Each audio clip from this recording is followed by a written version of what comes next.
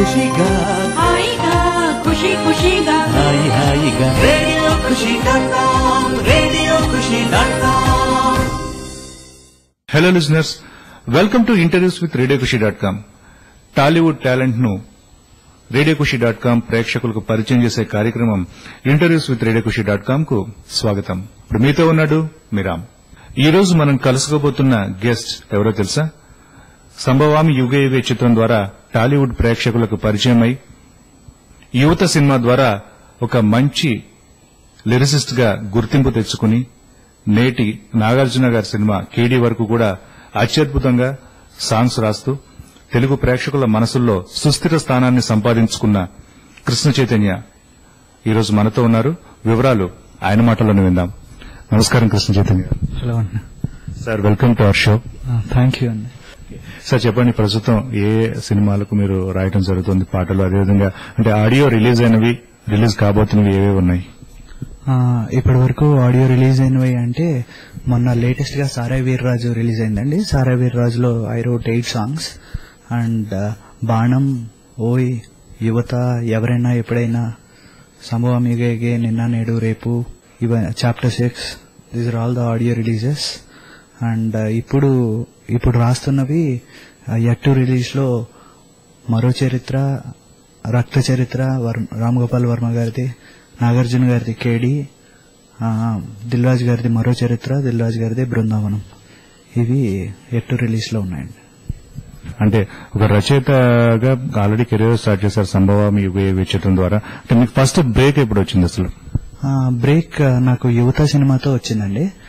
మణిశర్మ గారి మ్యూజిక్ లో నేను అన్ని పాటలు రాయడం జరిగింది. ఆ సినిమాకి సింగిల్ కార్డ్ రాశాను. యువత మంచి హిట్ అవడంతో నాకు మంచి బ్రేక్ వచ్చిందండి. అప్పటి నుంచి బై గాడ్స్ గ్రేస్ నేను I been writing song continuously and చాలా హ్యాపీగా ఉంది. నాగార్జున గారి కేడీతో ఇప్పుడు నావి 50 సాంగ్స్ అవుతున్నాయి. యువతలో ఎన్ని సాంగ్స్ రాయడం జరిగిందండి? యువతలో నేను 5 పాటలు రాశానండి. సినిమాలోని 5 పాటలు నేనే రాశాను. అందులో కోటికొకట్ల అమ్మాయి, ఎవరున్నారని నాకైనా, ఏలేసి నువ్వు గోలే చెయ్యి, మా ఊరేమో చిన్న, ఇలా అందులో సినిమాలోని పాటలన్నీ రాశానండి. పరశురామ్ గారి డైరెక్టర్ బుజ్జి గారు అండ్ ఆయన డైరెక్షన్ డిపార్ట్మెంట్ కూడానండి. నేను I worked in his direction department and I'm working. ఆ తర్వాత యువత తర్వాత అది మంచి సక్సెస్ కావడంతో ఈ టీం మేమందరం ఆంజనేయులు వర్క్ చేసాం. ఆంజనేయుల్లో 4 పాటలు రాశాను. తెలిసేబోలో ఆంజనేయులు, ఏం వయసు ఇదేం వరుసు, రాజులకే రారాజు, నువ్వే కంటపడనంటే, ఈ అన్ని పాటలు కూడా నాకు చాలా మంచి పేరు తీసుకొచ్చాయండి. ఆంజనేయులకేమో తమన్ గారు మ్యూజిక్ చేశారు. అదేవిధంగా అంటే యువత సినిమాలో పాటల్ని ఒక్కసారి అంటే మీకు ఫస్ట్ అంటే ఒక లిరిసిస్ట్ గా, సక్సెస్ఫుల్ లిరిసిస్ట్ గా గుర్తింపు తెచ్చిన సినిమా యువత. అందులో కోటికొకటిలా అమ్మాయి అనేటువంటి సాంగ్ అంటే చాలా మెలోడియస్ గా, చాలా అద్భుతంగా రీచ్ అయింది అందరికీ కూడా. అదే తర్వాత ఈలా వేసి గోల చేయని సాంగ్ ఒక mass beat and mass number song చాలా సూపర్ గా రీచ్ అయింది అందరికీ కూడా. సో అంటే ఈ 2 సాంగ్స్ కి చాలా వేరియేషన్ ఉంది. సో ఆ వేరియేషన్ చూపించడం అంటే రాసేటప్పుడు కూడా చూపించాలి ఆ వేరియేషన్. సో ఇది ఎట్లా, మీరు దీని గురించి ఏం చెప్తారు అసలు? వేరియేషన్ గురించి అంటే దేనికదేనండి, కానీ ఇట్స్ ఎ బ్లెస్డ్ మూమెంట్ అండి. చాలా మా బుజ్జి గారు మా డైరెక్టర్, మేమందరం నాకు ఆయన ఈజ్ మై కాలనీ ఫ్రెండ్ కింద తెలుసు. అక్కడి నుంచి it's a long journey. Nice friends. First పిలిచినప్పుడు నాకు నన్ను మణిశర్మ గారి దగ్గర తీసుకెళ్లినప్పుడు నేను చాలా టెన్షన్ గా, that is the first time. ఆయన అంత పెద్ద మ్యూజిక్ డైరెక్టర్ అందరికీ తెలుసు. ఆయన కలిసిన తర్వాత నాకు ఫస్ట్ కూర్చోబెట్టి ఇచ్చిన పాట కోటికొకట్ల అమ్మాయి. ఆయన అది ఇచ్చిన తర్వాత ఆయన ఒకటే చెప్పారు, అమ్మా బుజ్జితో మ్యాటర్ నువ్వు చూసుకో, మీటర్ మాత్రం నేను చూసుకుంటాను. సో ఛందస్సులో ఆయన చాలా పర్టికులర్ అండి. అంటే పర్ఫెక్ట్ గా ఏదైతే మీటర్ లో ఉండాలో అందులోనే ఉండాలి. అట్ ద సేమ్ టైం భావం కూడా చక్కగా ఉండాలి, కొత్తగా ఉండాలి. సో అందులో నాకు బాగా జనవరిలో పొగ మంచురా, అది చూస్తుంటేనే కంచురా, అది నాకు చాలా ఇష్టం. నాకు పర్సనల్ గా అదేంటంటే మన శేఖర్ కమలా గారు కలిసినప్పుడు కూడా నాకు ఆ లైన్ చాలా ఇష్టం అని ఆయన పాడి మరీ వినిపించారు. సో ఎందుకంటే పర్సనల్ గా నన్ను చాలా ఆకట్టుకున్నటువంటి సాంగ్ అది కోటికొకటిలా అమ్మాయి. ఎందుకంటే ఒక డిఫరెంట్ ప్రజెంటేషన్, అది కంప్లీట్ పిక్చరైజేషన్ కూడా బుజ్జి గారు అట్లానే చేశారు దాన్ని. అవునండి, అది నిజంగా ఇట్స్ స్ప్లెండెడ్ సాంగ్ అండి. అండ్ ఇంకోటి ఏంటి అంటే దానికి డైరెక్షన్ డిపార్ట్మెంట్ లో ఆ సాంగ్ షూట్ చేసినప్పుడు కూడా మా డైరెక్టర్ తర్వాత నేను, చైతన్య దంతలూరి గారు, బుజ్జి గారు షూట్ చేశారు. అండ్ మేము ముగ్గురమే ఉన్నామండి అరకులో డైరెక్షన్ డిపార్ట్మెంట్ లో కూడా. So I been also in the location when the song is happening. And అది చాలా ఐఎమ్ బ్లెస్డ్ అండి నిజంగా అలాంటి మంచి పాట రాయడం. అదేవిధంగా ఆంజనేయులు సినిమా పాటలను చూసుకున్నట్లయితే ఇవన్నీ ఒక డిఫరెంట్ కాన్సెప్ట్ మళ్ళా. సో ఆంజనేయులు కంప్లీట్ గా ఇంకా రవితేజ గారి గురించి, ఆయన ఎనర్జీ గురించి చెప్పాల్సిన అవసరం లేదు, ఎందుకంటే మా ప్రేక్షకులకు ఆల్రెడీ తెలుసు. అదేవిధంగా అంత ఎనర్జెటిక్ స్టార్ తో వర్క్ చేయాలి అంటే ఆ ప్రాజెక్ట్ కి ఎంటర్ అయ్యే ముందుగా అంటే ఏమన్నా కాస్త అంటే ఏ విధంగా అనుకున్నారు మీరు అసలు? అంటే మీ మనసులోని భావం ఏంటి ఆ టైంలో? నాకు యువత అయిన తర్వాత Anjaneyulu right from the script work తెలుసండి ప్రాజెక్ట్. ఫస్ట్ ప్రాజెక్ట్ ఓకే అయింది, తమన్ గారు మ్యూజిక్ డైరెక్టర్ అన్నప్పుడు ఫస్ట్ పాట వచ్చి దిల్సే బోలో ఆంజనేయులు అండి. సో దానికి ముందు నన్ను లిరిక్ రాయమన్నారు. బుజ్జి గారు ముందు లిరిక్ రాయమంటే ముందు వేరే పాట అండి అది. ఆంజనేయ స్వామి ఆయనకి ఆల్మోస్ట్ ఆయన దండకంలాగా పాట మొదలు పెట్టామండి. రాయడం మొదలుపెట్టి అందులో చూస్తారా తమాషా చేస్తాను హమేషా నాపైనే నాకుంది కొండంత భరోసా అనేది మేము ఫస్ట్ రాసిందండి బుజ్జి గారితో. లిరిక్ ప్యాటర్న్ లోకి వచ్చిన తర్వాత అది హుక్ లైన్ కింద తీసుకుని నేను, బుజ్జి గారు మళ్ళీ చెన్నై వెళ్ళినప్పుడు అక్కడ తమన్ గారితో కూర్చున్నప్పుడు చెప్తుంటే తమన్ గారు ఏమన్నారంటే ఇది హుక్ లైన్ కింద పెట్టుకుందాం, ఇది పెట్టుకుని సాంగ్ చేద్దాం. ఆ తర్వాత మళ్ళీ ట్యూన్ చేసినప్పుడు చేసింది ఇదండి దిల్సే బోలో ఆంజనేయులు. సార్ అదేవిధంగా ఆంజనేయులు సినిమాలో ఇంకొక సాంగ్, అది కూడా మంచి ఒక డ్యూయట్, అంజలి అని చెప్పి స్టార్ట్ అవుతుంది. అది అసలు డిఫరెంట్ పద ప్రయోగంతో దాన్ని చేయడం జరిగింది. అదేవిధంగా మిగతా సాంగ్స్ కూడా డిఫరెంట్ గా అంటే కాస్త అంటే పదాల కూర్పు అనేది కాస్త వైవిధ్యంగా చేయడం జరిగింది. సో ఇలా ఎందువల్ల జరిగింది అసలు? బుజ్జి గారు అండ్ తమన్ గారు ఇద్దరు కూడా చాలా కేర్ తీసుకున్నారండి సాంగ్స్ చేసేటప్పుడు. అంజలి సాంగ్ చంద్రబోస్ గారు చాలా బాగా రాశారు. అందులో ఆ ముందు ఇనీషియల్ పార్ట్ నేను రాయడం జరిగింది, స్మై నిమిడ్ అప్ అండ్ అవేవే. అదేంటి అంటే అది ఇట్స్ ఎ స్వాహిలీ వర్డ్ అండి. That means that I love you అని. నిమిడా పెండ వేవే అంటే ఐ లవ్ యూ అని. సో అది తీసుకుని మేము ఆ వర్డ్ చాలా జెమికల్ గా ఉంది కాబట్టి దాన్ని యూజ్ చేద్దాం ముందంతా, సో దట్ ఫ్లో బాగుంటుంది సాంగ్ కి స్టార్ట్ అయ్యేటప్పుడు అని చేసాం. సార్ ఇది కొంచెం సంథింగ్ డిఫరెంట్ గా అనిపిస్తుంది నాకు, ఎందుకంటే ఒక తెలుగు సాంగ్ లో వేరే లాంగ్వేజ్ నుంచి తెచ్చిన పదాలని కూర్చి చాలా అద్భుతంగా పదప్రయోగం చేసి అందరినీ ఆకట్టుకునే విధంగా పాటను తయారు చేయడం అనేది ఒక డిఫరెంట్ కాన్సెప్ట్. సో అంటే తెలుగే కాకుండా మీరు వేరే భాషల్లో కూడా పాటలు రాస్తూ ఉంటారు. అసలు ఆ వేరే భాషల పట్ల మీకున్నట్టు అవగాహన ఏంటి, అసలు ఏ విధంగా మీకు అవగాహన వచ్చింది? నేను చదువుకున్నది చెన్నైలో అండి. నేను I did my engineering there. అక్కడ నాకు ఐ నో బేసిక్ తమిళ్, అలాగే తమిళ్ సాంగ్స్ కానీ ఇవి కానీ బాగానే లిటరేచర్ ఫ్రెండ్స్ అడిగి తెలుసుకుంటూ చదువుకుంటూ అర్థాలు తెలుసుకుంటూ ఉండేవాడిని. మా సిస్టర్ వచ్చి నైరోబీలో ఆవిడ she lived for some time అండి. సో ఆ స్వాహిలీ లాంగ్వేజ్ మా సిస్టర్ ద్వారా నాకు తెలుసు. అలాగే ఇంకొన్ని లాంగ్వేజ్ హవాయన్ లాంగ్వేజ్ మీద వాటి మీద కూడా నేను I'm doing a small research. ఎందుకంటే Indian music is changing now, sounding is very important. Rahman గారు కానీ ప్రసూన్ జోషి గారు కానీ హిందీలో సాంగ్స్ చేస్తున్నప్పుడు they are taking lot of care about sounding. So ఈ ఎరాలో అలాగే నాకు ఓయిలో సెహరీ కూడా చాలా మంచి పేరు తెచ్చిందండి. సెహరీ మీన్స్ లెట్స్ సెలబ్రేట్ అని, అది కూడా స్వాహిలీ వర్డ్ అండి. అది హుక్ లైన్ కింద, అది ఎంత మంచి సాంగ్ మీకు తెలుసు. ఎందుకంటే ఓయి సినిమాలో ఆ సాంగ్ చాలా అంటే సోలోగా అతను హీరో ఇంట్రొడక్షన్ సాంగ్, అది చాలా అద్భుతంగా పిక్చర్ చేశారు దిల్ రాజు గారు. అదంతా కూడా అంటే వేరే ఫారిన్ లొకేషన్స్ లో చేయడం జరిగింది ఆ సాంగ్. అది మంచి ఊపున్నటువంటి సాంగ్ అది. అవునండి, అది నిజంగా చాలా మంచి పేరు తీసుకొచ్చింది. ఆనంద్ రంగా గారండి director. He was very specific. Yuvan Shankar Raja గారు, సిద్ధార్థ్ గారు, everybody stayed with me. And ఆ పాటలో సెహరీ హుక్ లైన్ అనేది చాలా పాపులర్ అయింది. అండ్ బై గాడ్స్ గ్రేస్ అది నేనే రాశాను. అది నేను I'm very happy for that. ABM banner లో కూడా మీరు వర్క్ చేయడం జరిగింది. ఎందుకంటే ఏబిఎం బ్యానర్ గురించి చెప్పాలంటే అంటే మనం అంటే చాలా పెద్ద బ్యానర్, అదేవిధంగా చాలా కొన్ని సంవత్సరాలుగా ఉన్నటువంటి ఒక సంస్థ. ఆ సంస్థలో పనిచేసేటువంటి అవకాశం అతి కొద్ది మంది మాత్రమే దొరుకుతుంది. అదేవిధంగా ఎవరైనా ఎప్పుడైనా సినిమా ద్వారా మీరు ఆ సంస్థలో పనిచేయటం, అదేవిధంగా ఒక మంచి సాంగ్స్ ప్రేక్షకులకు ఇవ్వడం. అందులో ఎన్ని సాంగ్స్ రాశారు, ఆ పాటల గురించి కూడా చెప్పండి. నేను ఏవిఎం నేను నిజంగా ఇది చాలా అద్భుతమైన అవకాశం అండి. శివాజీ తర్వాత తెలుగులో వస్తున్న సినిమా ఎవరైనా ఎప్పుడైనా, అది మార్తాండ్ శంకర్ గారు దర్శకత్వంలో వచ్చిందండి. ఆ సినిమాలో నేను 3 పాటలు రాయడం జరిగింది. దానికి కూడా మణిశర్మ గారి మ్యూజిక్ అండి. ఆయన నన్ను చాలా చక్కగా ఎంకరేజ్ చేశారు, మార్తాండ్ శంకర్ గారు కానీ మణిశర్మ గారు కానీ. దాంట్లో నేను 3 పాటలు రాశానండి. అందులో నాకు చాలా ఇష్టమైన ప్రయోగం ఏంటి అంటే కంప్లీట్ అన్ని డిఫరెంట్ గా. ఫస్ట్ టైం అమ్మాయిని చూపెట్టినప్పుడు ఏదైనా కొత్త అనుభూతి కావాలి అన్నప్పుడు అందులో రాసింది వరుణ్ సందేశే పాడాడండి ఆ పాట. వానేమో తడిసి గొడుగు పట్టుకుంది, అంతా కొత్తగుంది, ఎంతో వింతగుంది, ఎండేమో కళ్ళ జోడు పెట్టుకుంది, అంతా కొత్తగుంది, ఎంతో వింతగుంది, పిడుగు పడినా తిరిగి చూడండి, ఇవాళేంటో చూసి నవ్వింది, వేవేల మెరుపులన్నీ నువ్వైనట్టు, తానా తానా.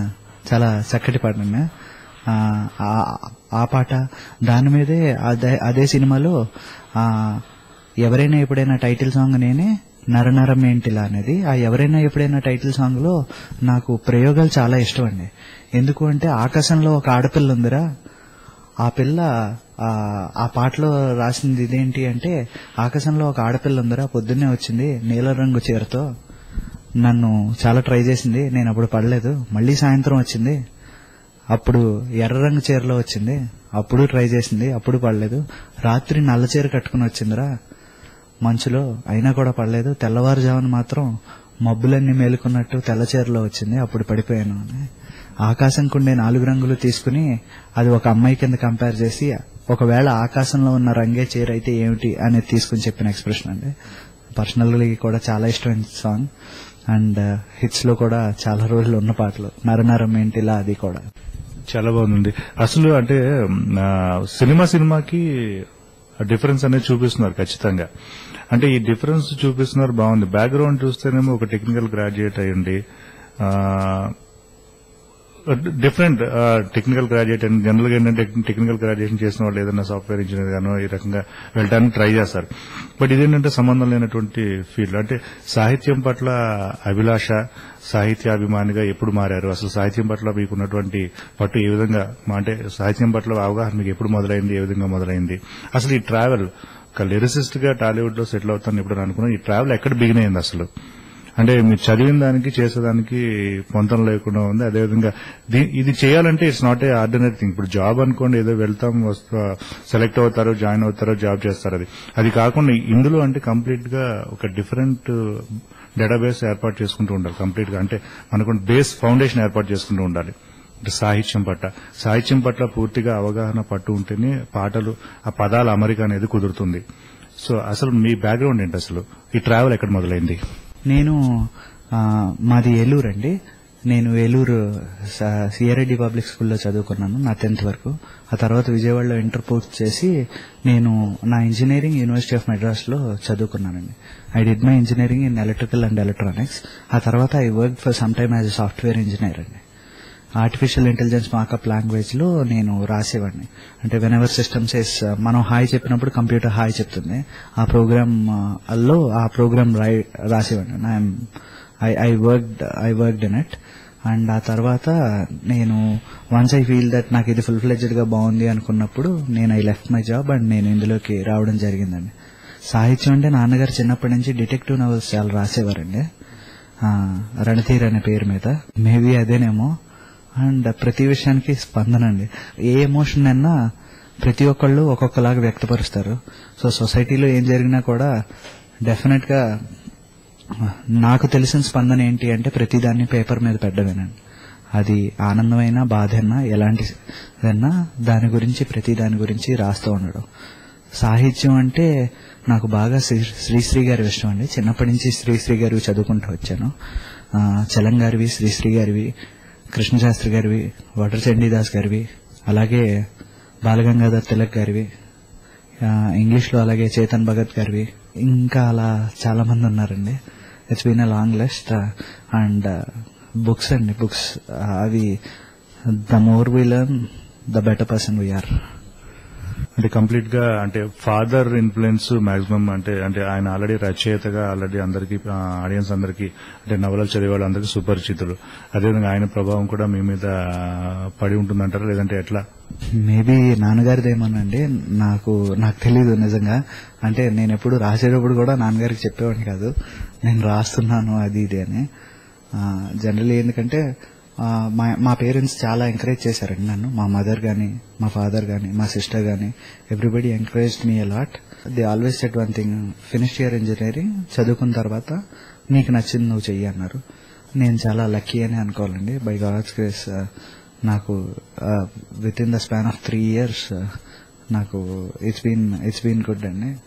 The industry is encouraging me a lot. నాకు అందరూ ప్రొడ్యూసర్లు, డైరెక్టర్లు అందరూ కూడా చాలా బాగా ఎంకరేజ్ చేస్తున్నారు. And everybody is giving me an opportunity and I'm చాలా ఆనందంగా ఉందండి. అదేవిధంగా అంటే ఇండస్ట్రీలో చూసుకున్నట్లయితే దాదాపు సక్సెస్ కి వాళ్ళు పెద్దపీట వేసేటటువంటి అవకాశం ఉంది.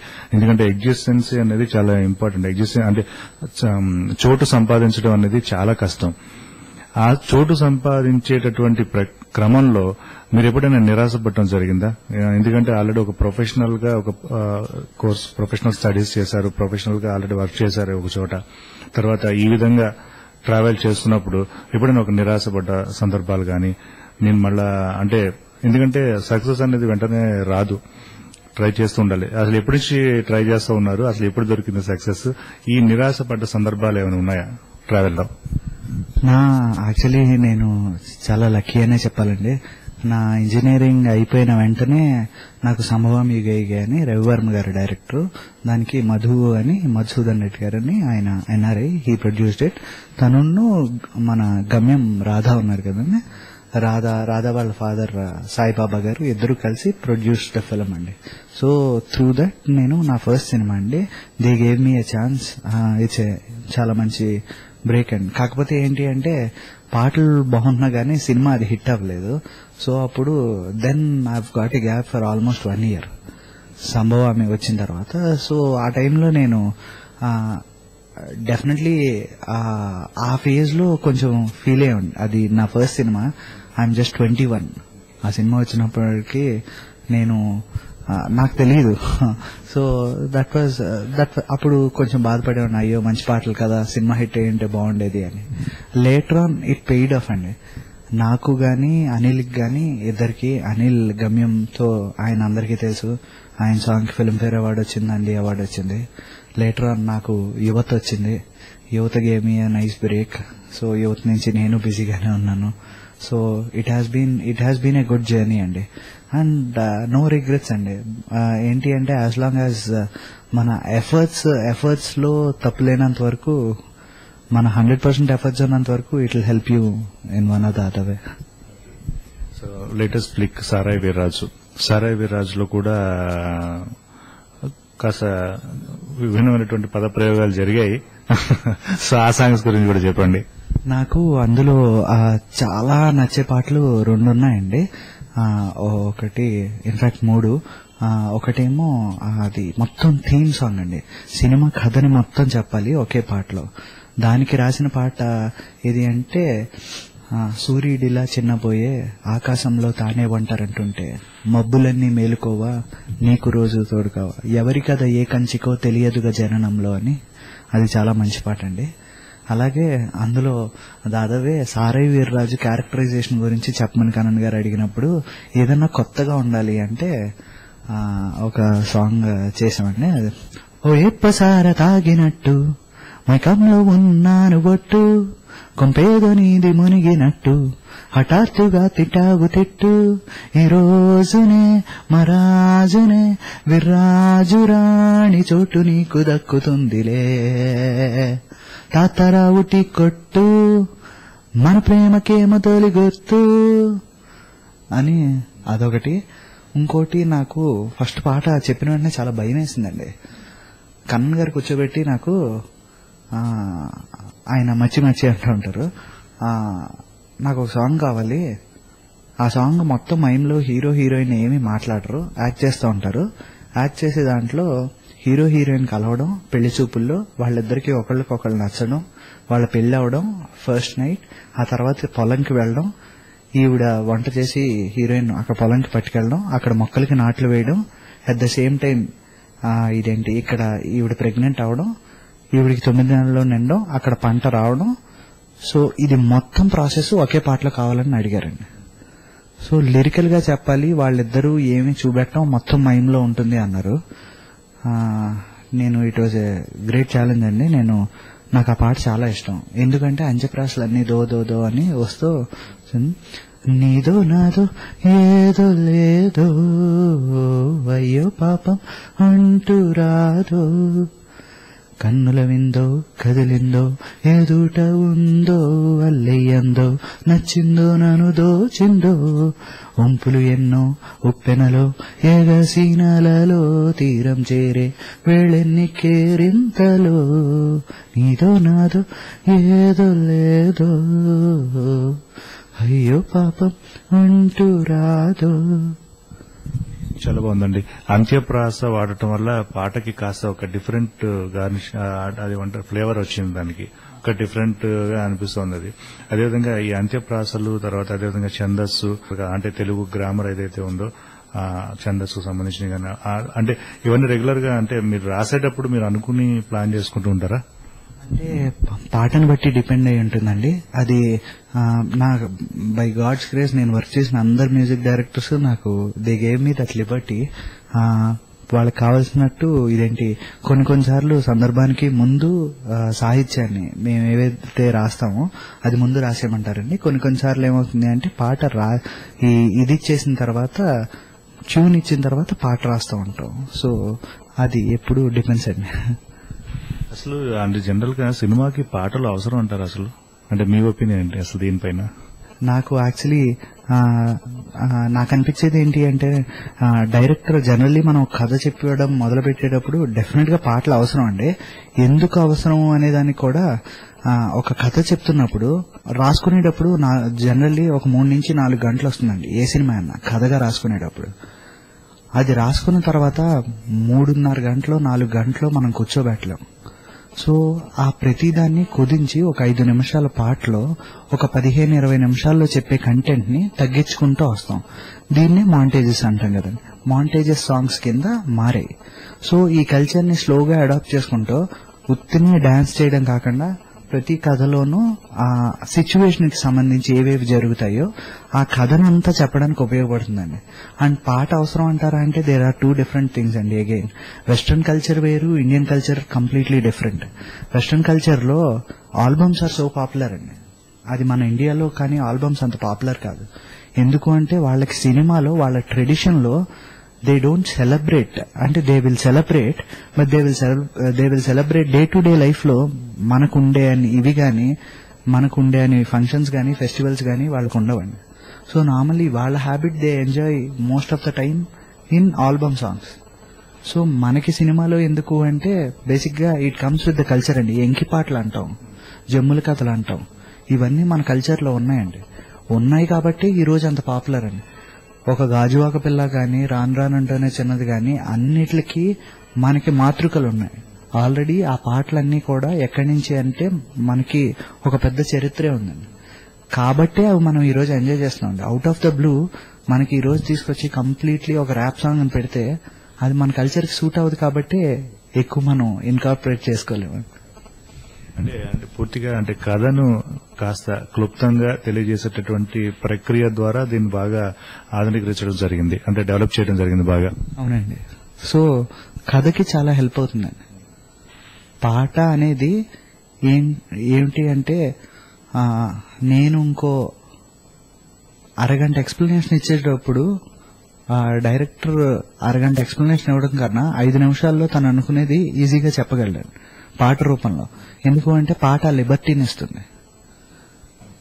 సో దాని గురించి ఎన్నో అద్భుతమైన పాటలతో ఎంతో మంది క్లైమాక్స్ లో ఎండ్ చేస్తారు సినిమాలతో. అలాగే ఎన్నో పాటలు ఉన్నాయండి.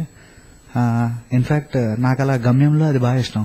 సీతారామ శాస్త్రి గారు ఒక మనిషి జీవితాన్ని అండి ఈ రోజు నుంచి కూర్చుని నెక్స్ట్ మనం దాని గురించి సంవత్సరమా 2 సంవత్సరాల 10 సంవత్సరాలు కూర్చున్నా మాట్లాడుకోవచ్చండి జీవితం గురించి.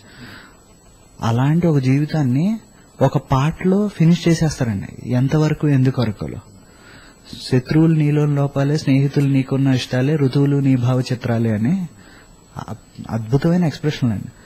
అంటే ఆయన అంత గొప్పగా చెప్పగలగడం బట్టేనేమో రాధాకి జాబ్ అంత ఈజీ అయిపోయింది అనిపిస్తుంది. అదేవిధంగా అంటే పూర్తి స్థాయిలో అంటే కథ తయారు చేసుకున్నప్పుడు దర్శకుడు దాదాపు 4 గంటలు 5 గంటలు అంటే ఎన్ని వచ్చినా గానీ దాన్ని కుదించి ప్రేక్షకులకు అనుకూలంగా 2 గంటలు 2.5 గంటలు మాత్రం అందజేసే ప్రయత్నంలో ఇవన్నీ కూడా వచ్చాయి అన్ని కూడా. అదేవిధంగా అంటే ఆ కథను ఏదైతే ఒక half an our episode 15 minutes episode తీసుకుని దాన్ని ఒక పాట రూపంలో ప్రజెంట్ చేయాలంటే ఆ కథ తయారు చేసిన రచయిత కన్నా ఆ లిరిసిస్ట్ పడేటటువంటి ఆ ఇబ్బంది అనేది కాస్త వైవిధ్యంగా ఉంటుంది. ఎందుకంటే కంప్లీట్ గా పూర్తిగా స్టోరీని అడాప్ట్ చేసుకోవాలి. దానిలో నటించేటటువంటి నటీనటులకు ఉన్నటువంటి బ్యాక్గ్రౌండ్ కూడా అతను అడాప్ట్ చేసుకోవాలి. దానికి తగ్గట్టుగా లిరిక్స్ రాసుకోవాలి. సో ఈ ప్రక్రియ అంతా అంటే మీకేమనిపిస్తుంది దీని గురించి? ఇట్లా ఇది definitely it's a wonderful job అండి. నిజంగా ఒక విధంగా అదృష్టవంతులనే చెప్పాలి. నిజంగా మంచి ఇట్స్ ఎ ట్రాన్స్ఫర్మేషన్ అండి. Basically you need to induce director is the captain of ship అండి. ఆయన ఏమనుకుంటారో అది మన మైండ్ లో పెట్టుకుని ఇండ్యూస్ చేసుకుని అంతే గొప్పగా ఆయన అడిగినవి మనం ఇవ్వగలిగాము అంటే నిజంగా అంటే చాలా గర్వంగా అనిపిస్తుందండి. ఇచ్చిన ప్రతిసారి కూడా డైరెక్టర్ కావాల్సింది మనం ఇవ్వగలిగిన ప్రతిసారి కూడా చాలా హ్యాపీగా అనిపిస్తుంది. నాకు బాగా ఇష్టమైంది బాణంలో చరిత్రలో అధ్యాయము అని పాట ఉంటుందండి. చైతూ నేను మాట్లాడుకున్నప్పుడు హీరో క్యారెక్టరైజేషన్ తెలియాలి. మనం బాణం అనేది ఒక టైటిల్ పెట్టేశాం. ఇప్పుడు బాణం అనేది ఎందుకు పెట్టాము అనే దాని గురించి అంటే ఈ బాణానికి విల్లు ఉండదు అని చెప్పాడండి చైతూ. నాకు అది సెన్స్ కావాలి అన్నాడు. అండ్ నా చైతూ నేను కూడా మంచి ఫ్రెండ్స్ అండి. యువతకి ఆయన చీఫ్ అసోసియేట్, మాకు డైరెక్షన్ డిపార్ట్మెంట్ హెడ్.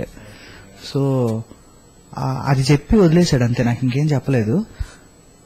రాసిన తర్వాత యాస్టీస్ చైతూ అక్కడ పొల్లాచిలో షూటింగ్ చేస్తున్నాడు, నేను ఇక్కడ ఉన్నాను, రాసాము. ఫస్ట్ వర్షన్ ఏదైతే రాసిచ్చామో అది స్ట్రైట్ రికార్డ్ అయిపోయిందండి. ఇంకా అసలు there is no single word that has been corrected. అది చరిత్రలో అధ్యాయము లిఖించని ఈ గేయము, నిరంతరం సంగ్రామము ధరిత్రికే భారము, ఆది అంతము తనే అనే సంధించే బాణము, విల్లెందుకు తనుండగా ఈ ధైర్యమే తనండగా, నిదురపోని ఊపిరే నిరంతరం పోరాడనే, రౌద్రం రూపం రణమై ఎగసిపడే వేళ, శక్తిని అణిచే అస్త్రం ఇదే కదా బాణం. శక్తి అనేది విలన్ పేరండి. సో శక్తిని అణచాలి. సో శక్తిని అణిచే అస్త్రం ఇదే కదా బాణం. చాలా బాగుందండి. బాణంలో చేసినటువంటి ఆ పదప్రయోగం ఏంటంటే అంటే విల్లు లేకుండా బాణం అనేది కొంచెం టిపికల్, అది కష్టం. విల్లు లేకుండా బాణం ఎట్లా ఉంటుంది.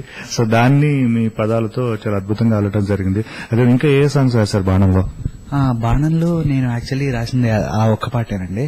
ఆ టైంలో యాక్చువల్లీ నేను పర్సనల్ గా కూడా నేను పాపం Chaitu gave me 3 songs to right అండి.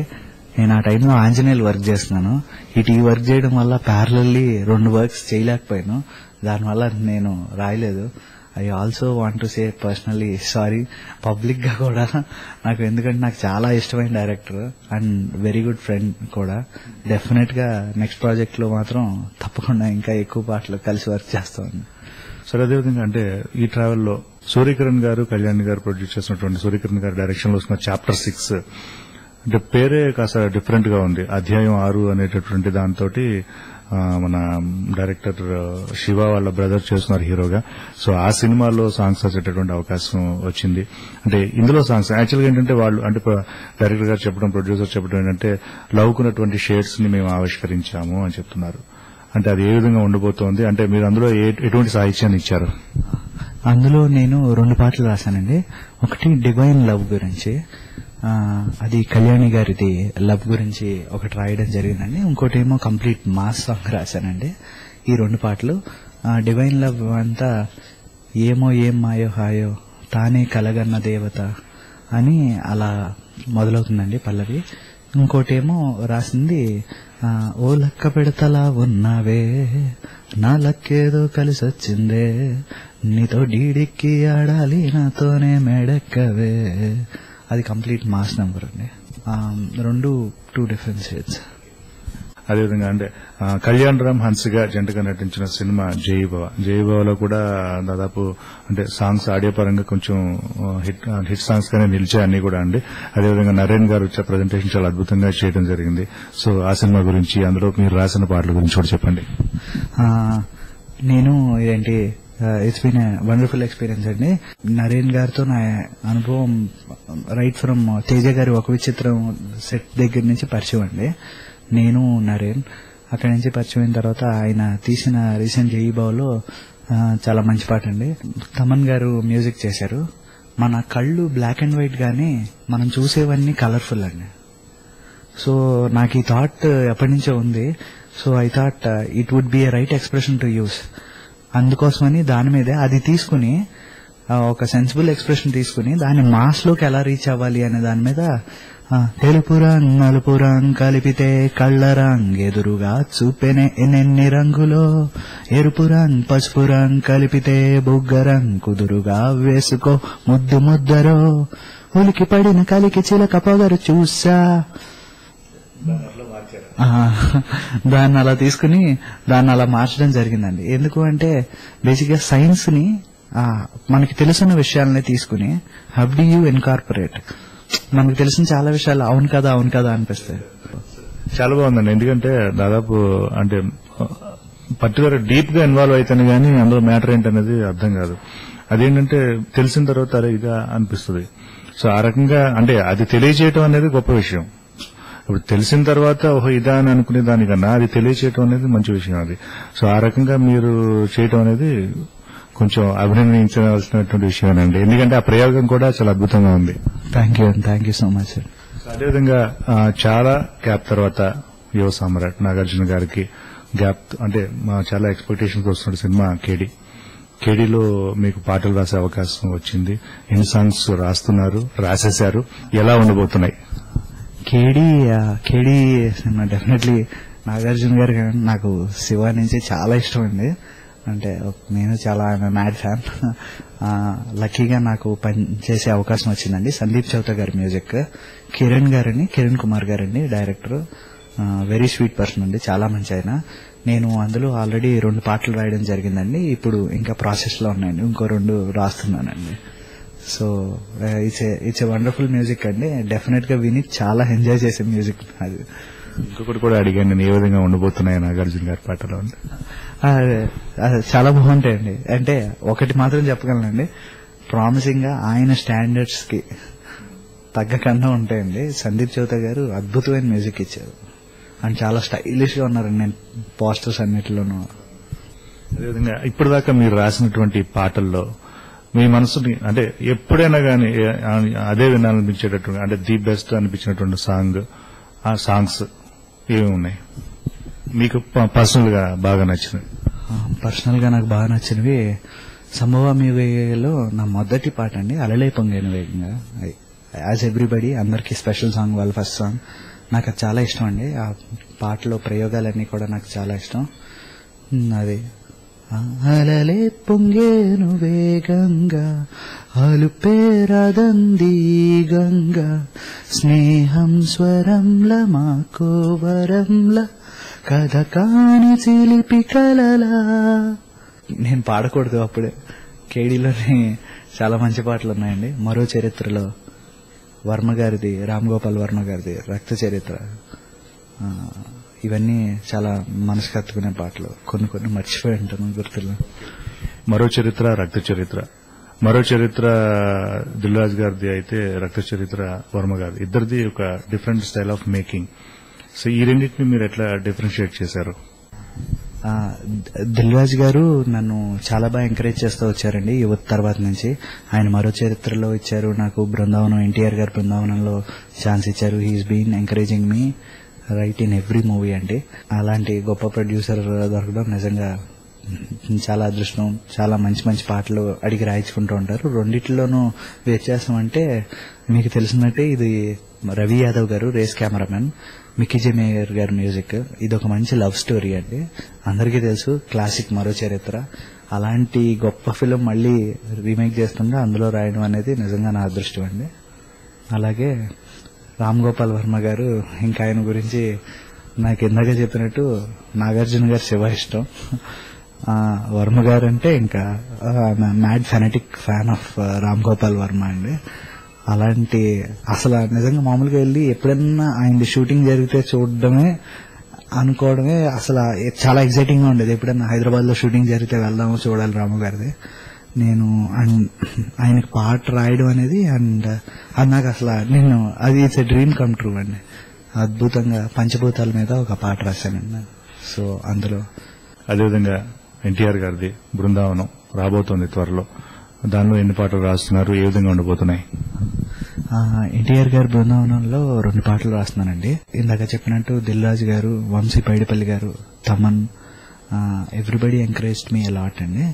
సో చాలా మంచి పాట, hero introduction song, first song రాసే అవకాశం ఇచ్చారు. అది చాలా అద్భుతంగా ఉంటుందండి. రెమో గారు పాడారు. So definitely food tapping number, చాలా బాగా ఎంజాయ్ చేస్తాం. అదేవిధంగా కళా వర్కింగ్ త్వరలో రాబోతోంది అనిల్ గారి మ్యూజిక్ డైరెక్షన్ లో. సో ఆ సినిమాలో ఎన్ని పాటలు రాశారు, అదేవిధంగా ఎట్లా ఉండిపోతున్నాయి సాంగ్స్?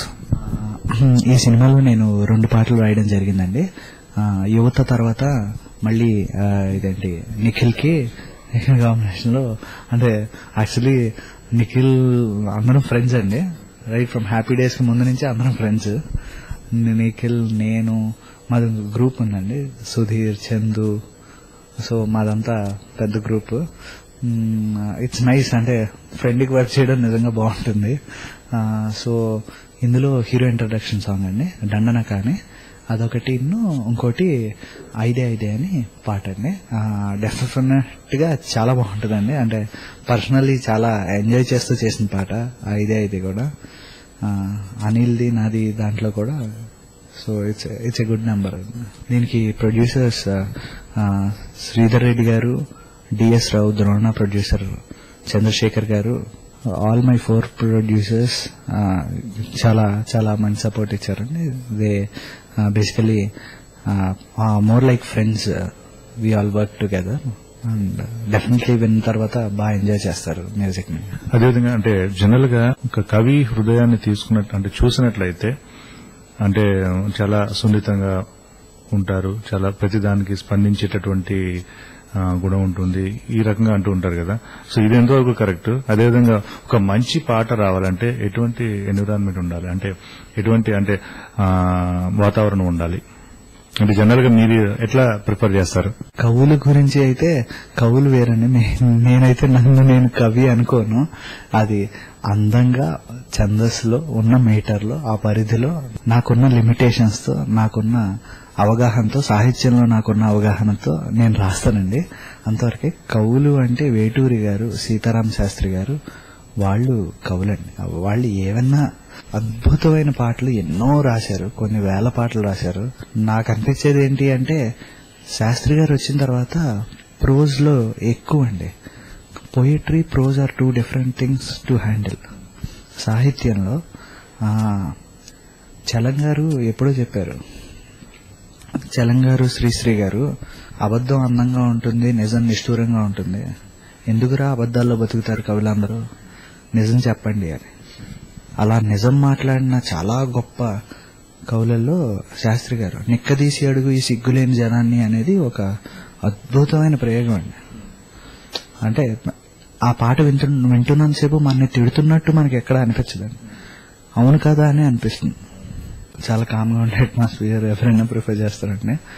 అండ్ అది డిపెండ్స్ అండి, రైటర్ టు రైటర్, వాళ్ళకి ఎక్కడ కూర్చోవాలనిపిస్తుంది, రాయాలనిపిస్తుంది. అదేవిధంగా ఈ మధ్య కాలంలో వచ్చేటటువంటి పాటలన్నీ కూడా ఇన్స్ట్రుమెంటేషన్ హోర్లో వెళ్లిపోతున్నాయి. తర్వాత అందులో సరైనటువంటి సాహిత్యం ఉండట్లేదు. అంటే పదాలు అంటే కూర్పు అనేది కాస్త వైవిధ్యంగా ఉంటుంది. అంటే ఇట్లాంటివన్నీ కూడా కామెంట్స్ ఉన్నాయి ప్రేక్షకుల మన వినేవాళ్ళ దగ్గర నుంచి, శ్రోతల దగ్గర నుంచి. సో దానిపై మీరేమంటారు? జనరల్ గా ఎలా ఉంటుంది ట్రెండ్? అంటే ట్రెండ్ తగ్గట్టు వెళ్తున్నారా, లేదంటే ఆల్రెడీ ఇంతకు ముందు ఉన్నటువంటి ఓల్డ్ హిట్స్ ఏవైతే ఉన్నాయో అవి ఇప్పటికీ కూడా మనం గుర్తు చేసుకుంటూ ఉంటాం. అంటే అవి ఇప్పటికీ కూడా అంటే చరిత్రలో చిరస్థాయిగా నిలిచిపోయినటువంటి పాటల్ని గతంలో పాటలు రావడం జరిగింది. అదేవిధంగా ఇప్పటి పాటలు ఆ సినిమా వరకు దాని వరకే పరిమితం అయిపోయిన తర్వాత ఒక కొత్త సినిమా రావడంతో అట్లా మారిపోతున్నాయి అవన్నీ కూడా. సో దీనిపై మీరేమంటారు? అప్పుడు వచ్చిన సాంగ్స్ ఏవైతే ఉన్నాయో అవన్నీ చాలా అద్భుతమైనవండి. అంటే క్లాసిక్స్, అవన్నీ క్లాసిక్స్ అండి. ఈ రోజు అప్పటికి ఇప్పటికీ people are also so busy. వాళ్ళకి అన్ని ఇన్స్టెంట్ గా కొత్తవి కావాలి. అండ్ మన టెక్నాలజీ సైడే చాలా డెవలప్ అయిపోయింది. Now you have everything online, మన రేడియో ఉంది. సో కంటిన్యూస్ గా వాళ్ళకి వేరియస్ వరల్డ్ మ్యూజిక్ వినడానికి స్కోప్ ఉందండి. ఎప్పుడైతే గ్లోబలైజేషన్ వచ్చేసిందో people always want to listen something new. Once you want to listen new, nobody wants to stick to the same all thing. At the same time మీరు అన్నట్టుగా గతి తప్పిన తాళానికి మతి తప్పిన సాహిత్యం అనేది నేను ఆర్టికల్ చూశానండి. ఆ లోటు అయితే డెఫినెట్ గా ఉందండి. అది అన్ని వైపుల నుంచి ఉంది. కాకపోతే ఏంటి అంటే విత్ ట్రెండ్ మనం ఎప్పటికప్పుడు అప్ టు డేట్ అవుతూ ఉండాలి. సో దాని గురించని అండ్ ఎవ్రీథింగ్ డిపెండ్స్. ఈ రోజుల్లో కూడా అద్భుతమైన పాటలు, శేఖర్ కమ్ముల గారి సినిమాలు చూసినట్టయితే ఆయన చాలా అద్భుతమైన పాటలు ఇస్తున్నారు. ఆయన రాధాకృష్ణ గారి కాంబినేషన్ లో గానీ, ఆయనవి మిక్కీ జే మేయర్ గారి కాంబినేషన్ లో గానీ అన్ని మంచి పాటలేనండి. Depends upon the situation on the cinema also అండి. So it's not to blame that writer మంచి పాటలు రాయారంటే అందరూ రాస్తారు. అంటే మ్యూజిక్ డైరెక్టర్ మంచిగా చేయరా అంటే ఆయన చేస్తారు. ఏ రైటర్ మ్యూజిక్ డైరెక్టర్ కూర్చొని ప్రశాంతంగా నేను ఇప్పుడు మాస్ పాట చేయాలి అనుకోవచ్చు. బట్ ఏంటి అంటే as the situation demands you have to work. ఎందుకంటే మనం కాకపోతే ఇక్కడ చాలా మంది ఉన్నారండి వర్క్ చేయడానికి. So definitely it's affordable for legends. నేను ఇవి చేయను, ఇవే చేయగలను. మాలాంటి బిగినర్స్ కి we have to work on everything. చాలా హ్యాపీ కృష్ణ చైతన్య గారు, మీ మనసులోని భావాలన్నీ కూడా చక్కగా మా రేడియోఖుషి.com శ్రోతలందరితో కూడా పంచుకున్నందుకు, అదేవిధంగా భవిష్యత్తులో మీరు ఇంకా చాలా సినిమాలు చేయాలి, ఇంకా మంచి పేరు సంపాదించాలని చెప్పి మా రేడియోఖుషి.com శ్రోతలందరి తరఫున, మా టీం అందరి తరఫున కూడా we wish you all the best అండి. థ్యాంక్ యూ సో మచ్ అండి. It's been wonderful talking with you and thanks to రేడియోఖుషి.com. ఖుషిగా హాయిగా ఖుషి ఖుషిగా హాయిగా రేడియో ఖుషి.com, రేడియో ఖుషి.com.